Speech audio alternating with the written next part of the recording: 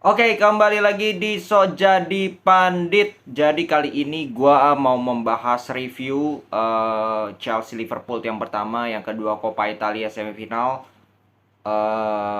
Ya, dua pertandingan itu spesifiknya. Kita mulai dulu ke Chelsea Liverpool. Tapi sebelum Chelsea Liverpool mungkin update-update sedikit aja ya dari pertandingan-pertandingan lain. Brighton menang 2-0 berhadapan dengan Bournemouth. Itu membuat Brighton tetap ada di peringkat ke-6, sementara Premier League hanya beda 4 poin dengan Manchester United dengan game yang sama, jumlahnya 27.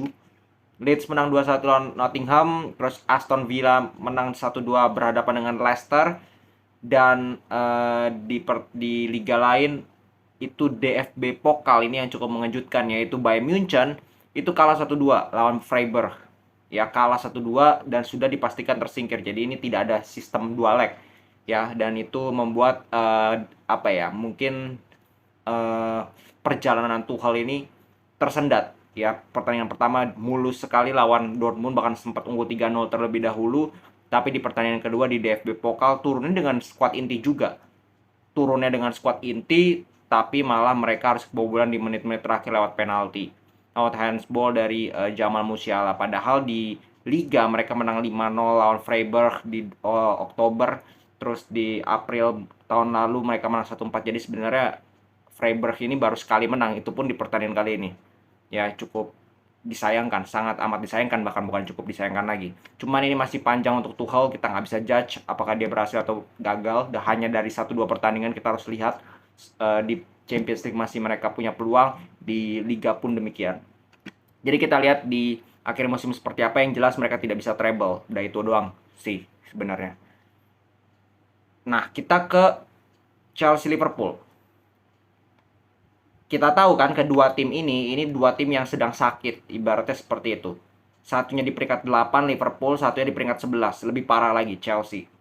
Oke, dan bukan main-main. Ya, mereka bisa saja nggak masuk Eropa. Ini bukan main-main loh. Mereka bisa bisa saja tidak lolos Champions League, sangat amat bisa tidak lolos Champions League. Nah, pertemuan kali ini mainnya bukan di Anfield tapi di Stamford Bridge, di kandangnya Chelsea. Dan ini pertandingan pertama Bruno Saltor sebagai pelatih interim karena Potter dipecat. Seperti yang gue bilang di preview kemarin, oke, gue melihat Bruno Saltor ini tidak akan mengubah banyak dari apa yang sudah dikerjakan oleh Potter dari segi formasi, gaya permainan, dan itu terlihat di pertandingan kali ini. Bedanya adalah biasanya Potter bermain dengan 3 penyerang di depan. Nah, Bruno Salto di pertandingan kali ini mungkin melihat lawannya juga, mereka harus membenangi lini tengah, sehingga Bruno Salto memainkan 3 gelandang tengah dengan 2 striker doang, yaitu Felix dan juga Havertz.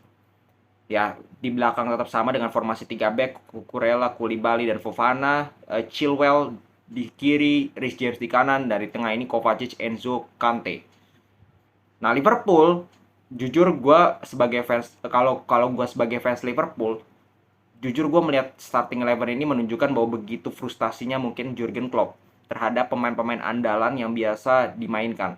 Contoh Salah dicadangin, TAA dicadangin, Robertson dicadangin, Van Dijk itu nggak dimainin. Entah apa alasannya, gue nggak ngerti. Di cadangan pun nggak ada, gue nggak tahu ya update-nya seperti apa. Cedera pun nggak ada update-nya, nggak tau lah Van Dijk ini kenapa.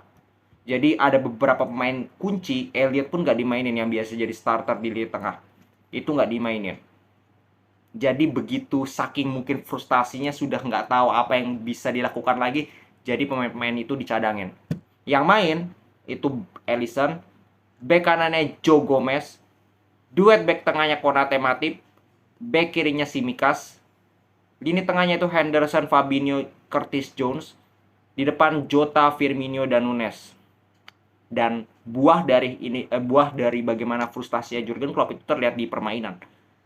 Benar-benar asli Liverpool itu gimana ya gue bilang, mereka itu kehilangan jati diri mereka kalau menurut gue.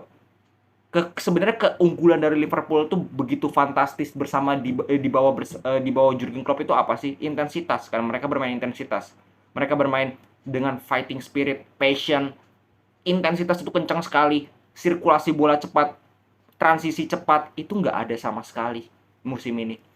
Bahkan di pertandingan kali ini it's almost nothing. Bener-bener almost nothing. Peluang mereka bisa gue katakan itu justru dari Joe Gomez dari jarak 200 meter di shots.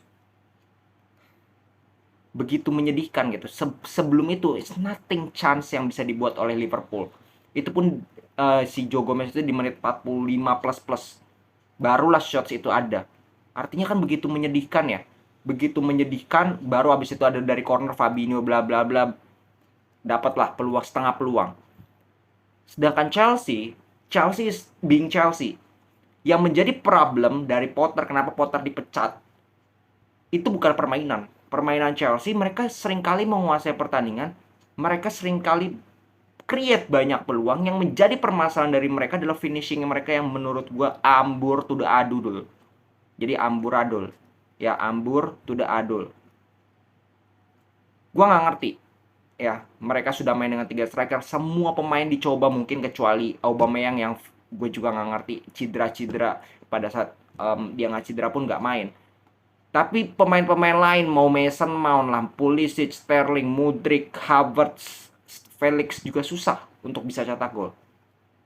Dan makanya di pertandingan kali ini Sterling dicadangin, Madueke dicadangin, Pulisic dicadangin, Mudryk dicadangin, bahkan Mason Mount tidak main.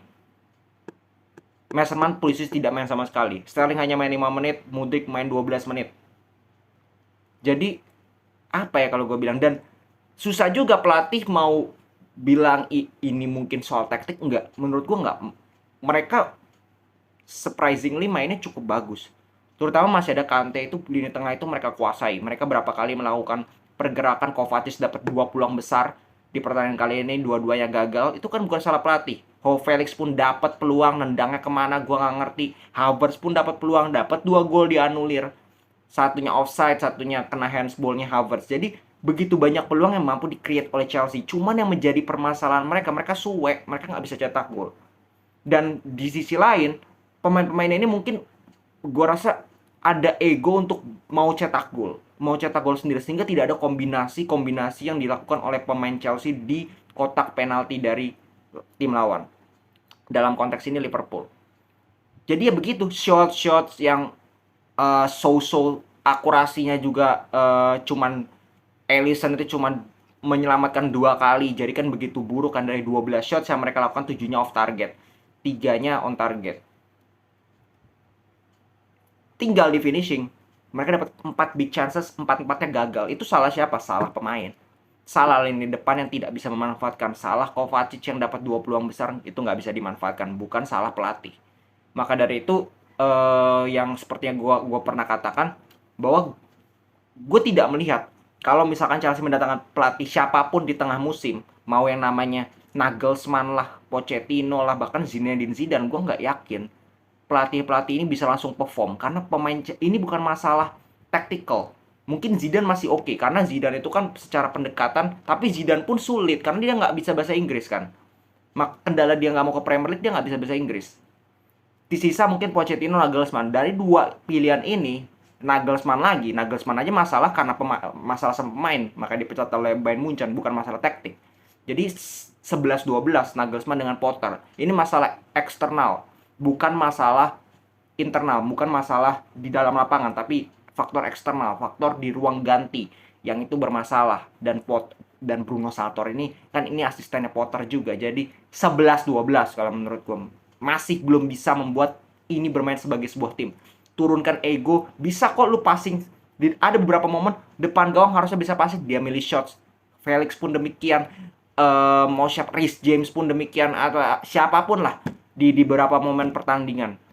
Di pertandingan lain pun demikian, dan itu yang sulit. Kalau Chelsea parah begini terus, ini udah bakal di blacklist dari Champions League, jujur aja. Dan mereka sangat berat loh. Mereka dengan zona Champions League itu beda 11 poin.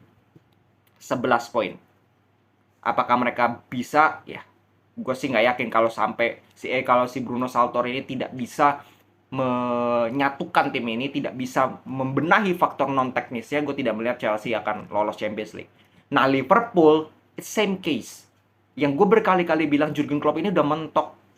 Dia sudah coba segala cara, ubah pemain, pasang pemain, gunakan semua pemain terhebat dia, tarik, cadangin semua pemain terhebatnya, dan semua gagal total. Liverpool di pertandingan kali ini layak kalah sebenarnya. Chelsea bermain lebih baik, Chelsea create lebih banyak peluang. Cuman yang menjadi masalah Chelsea-nya tidak bisa finishing. Itu yang membuat Liverpool aman dari kekalahan. Mereka ciptakan peluang almost nothing. Almost nothing. Dan kelihatan pemain-pemain itu sudah tidak ada spirit untuk bisa memenangkan pertandingan. Itu yang menjadi masalah. Ya Liverpool pun same case. Jangan bilang peringkatnya lebih tinggi daripada Chelsea, tapi beda dengan Chelsea cuma 4 poin. Artinya Liverpool ini juga harus berhati-hati. Kalau mereka tidak konsisten, mereka tidak pemain-pemain ini tidak segera bangkit. Karena Jurgen Klopp gue bilang sudah tidak bisa ngapa-ngapain, tinggal tergantung pemainnya mau bangkit atau enggak. Pemainnya bisa bangkit atau enggak. Kalau nggak bisa ya selesai. Oke, yang menjadi PR kan Chelsea nanti masih akan main di Champions League ketemu Madrid. Nah, kita lihat berapa hebat Bruno Saltori ini. Ya, sedangkan Liverpool kan udah tinggal Premier League. Minimal mereka bisa lebih fokus lah di Premier League. Kalau Chelsea masih ada bagi-bagi di Champions League, itu yang repot. Oke, segitu dulu. Kita lihat besok El Clasico, review El Clasico dan juga Manchester United Brentford. Mungkin gua akan bahas 2 pertandingan itu. Salam sepak bola.